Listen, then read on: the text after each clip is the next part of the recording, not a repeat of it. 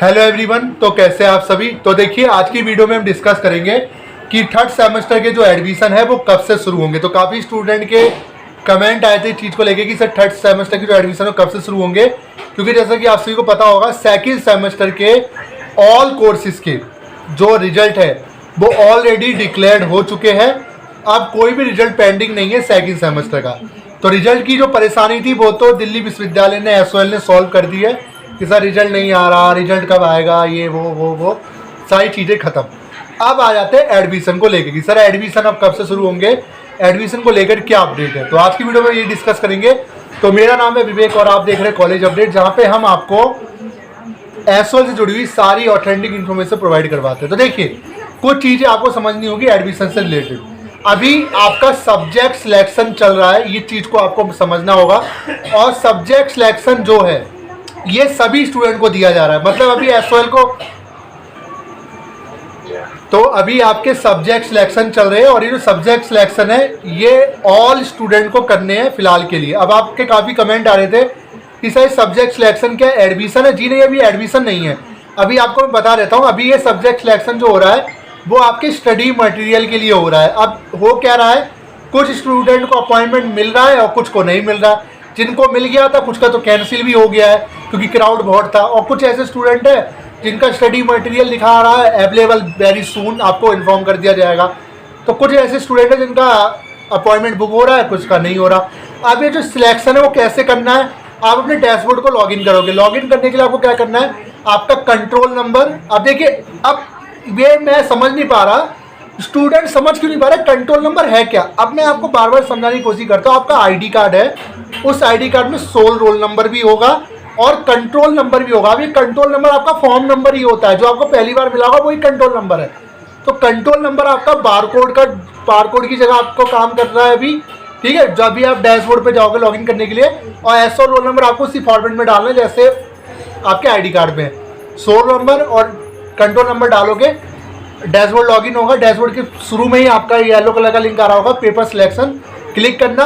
आपको आपके जो सब्जेक्ट को सिलेक्ट करने होंगे, इसमें आपका एईसी का, सैक का, जेई का और बैक का जो सब्जेक्ट है उसको सिलेक्ट कर लेना, जो भी सब्जेक्ट आपको लेने हैं।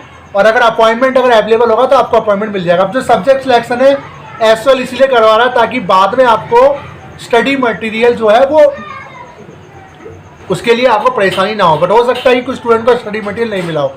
अब एक क्वेश्चन आ रहा है कि सर मान लीजिए मैंने फर्स्ट सेमेस्टर के एग्ज़ाम नहीं दिए थे, मैं इसका भी सवाल आप एक उठाया है, और मैंने सेकंड सेमेस्टर के एग्ज़ाम दिए बट अभी तक मेरा जो रिजल्ट तो मेरा आ चुका है और उस रिजल्ट के अकॉर्डिंग मैं एलिजिबल नहीं हूँ। क्योंकि आपको एक चीज़ भी समझनी होगी कि प्रमोशन क्राइटेरिया आपके ऊपर फॉलो हो रहा है और अभी दिल्ली विश्वविद्यालय ने जो प्रमोशन क्राइटेरिया है उसमें कुछ चेंजेस किए हैं।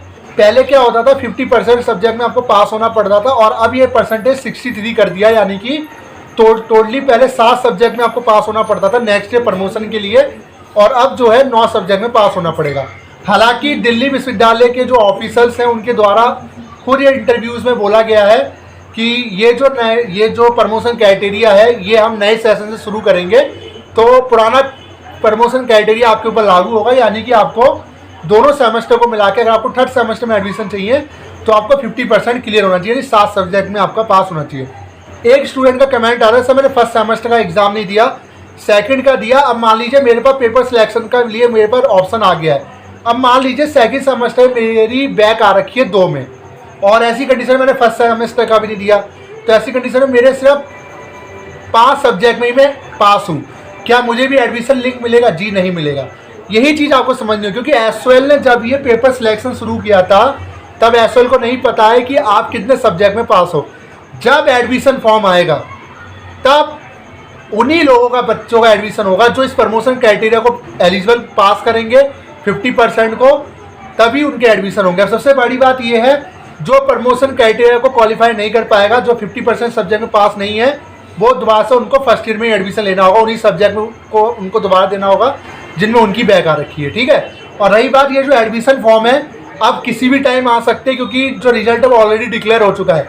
तो इसी महीने आपको जो एडमिशन फॉर्म है वो देखने को मिल जाएगी किसी भी टाइम, मैं आपको इन्फॉर्म कर दूँगा। और जो एडमिशन है हो सकता है कि अभी जैसे सब्जेक्ट सिलेक्शन हो रहा है तो एडमिशन के टाइम पे ये जो सब्जेक्ट आपने सेलेक्ट किए यही एलिजिबिलिटी सब्जेक्ट आपके शो करे, बाकी 4 सेमेस्टर के सब्जेक्ट आपको सिलेक्ट करने का मौका आपको मिले। बाकी दोनों की फीस प्लस जिसमें आपकी ER है, क्योंकि ER का फॉर्म भी आप फिल करोगे तो उसकी भी आपको पेमेंट करनी पड़ेगी साथ में। तो जैसे ही एडमिशन फॉर्म आएगा आपको बता दिया जाएगा। और ये जो एडमिशन फॉर्म है आपके 2 जगह आ सकता है, मैं आपको बता देता हूँ 2 जगह।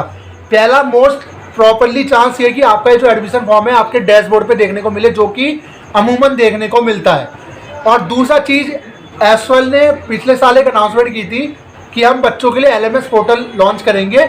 उसी LMS पोर्टल में एडमिशन से जुड़ी सारी इन्फॉर्मेशन होगी। हो सकता है कि नया पोर्टल भी लॉन्च किया जाए जिसका LMS के नाम से बोला है। अब देखते क्या होता है। बाकी ये जो एडमिशन होगा ये आपके डैशबोर्ड पे ज़्यादा होने के चांसेस है। फिलहाल सब्जेक्ट सिलेक्शन चल रहा है आपके अपॉइंटमेंट के लिए। जिसको अपॉइंटमेंट मिल जाए कर लो, और जिन्होंने सब्जेक्ट सिलेक्शन नहीं किया वो कर लीजिए। नहीं करना तो कोई दिक्कत वाली बात नहीं, क्योंकि अभी लास्ट डेट इसकी है नहीं। ठीक है, कर लो का बेनिफिट ये रहेगा कि अगर स्टडी मटेरियल मिलना होगा मिल जाएगा। फिलहाल एक चीज़ और आपको बता दूं, जो बच्चे ये सोच रहे हैं कि अभी हम सब्जेक्ट सिलेक्शन कर रहे हैं तो हमारा एडमिशन हो गया, तो अभी आपका एडमिशन नहीं हुआ है। आपको मैं एक चीज़ बता रहा हूँ, अभी जो सब्जेक्ट सिलेक्शन हो रहे हैं आपके डैशबोर्ड पे सब्जेक्ट ऐड नहीं होंगे, सिर्फ आपको एक पे स्लिप मिल रही है। क्यों? क्योंकि जब तक एडमिशन नहीं होगा तब तक आपके डैशबोर्ड पे सब्जेक्ट जो है वो मेंशन नहीं होंगे। ठीक है, तो एडमिशन फॉर्म जैसे है कि हमको बता देंगे। एडमिशन इस महीने कभी भी शुरू हो सकता है। एक क्वेश्चन और आ रहा था कि हाँ, एक क्वेश्चन और आ रहा था, वही मैं आपको बता देता हूँ कि सर जैसे कि मान लीजिए हमारा जैसे मान लीजिए एडमिशन जैसे हमने ले लिया तो हमारी फ़ीस कितनी जाएगी एडमिशन की। तो मैं इस चीज़ को बार बार बोल चुका हूँ, आपकी एडमिशन की फ़ीस उतनी ही जाएगी जितनी आपने फर्स्ट ईयर में पे की थी। 2 सेमेस्टर की फ़ीस आप पे करोगे, जिसमें 3rd सेमेस्टर और 4th सेमेस्टर दोनों सेमेस्टर के साथ में एडमिशन हो, जिसमें एग्जामिनेशन फीस भी इंक्लूड होती है। इसलिए ये फीस आपकी इतनी जाएगी, कितनी जाएगी जितनी आपने फर्स्ट ईयर में पे की थी। अब जो बच्चे कहेंगे सर फीस बढ़ गई है, वो फीस जो बढ़ी है वो नए बच्चों के लिए बढ़ी है, आपके लिए पुराना ही फीस आप फॉलो करोगे। ठीक है, तो बस इस वीडियो में मुझे नहीं बताना था। जैसे ही एडमिशन शुरू होंगे हम आपको इन्फॉर्म कर देंगे इस चैनल के माध्यम से। एडमिशन कभी भी शुरू हो सकते हैं, कभी भी लिंक डैशबोर्ड पे लॉगिन एक्टिव हो सकता है।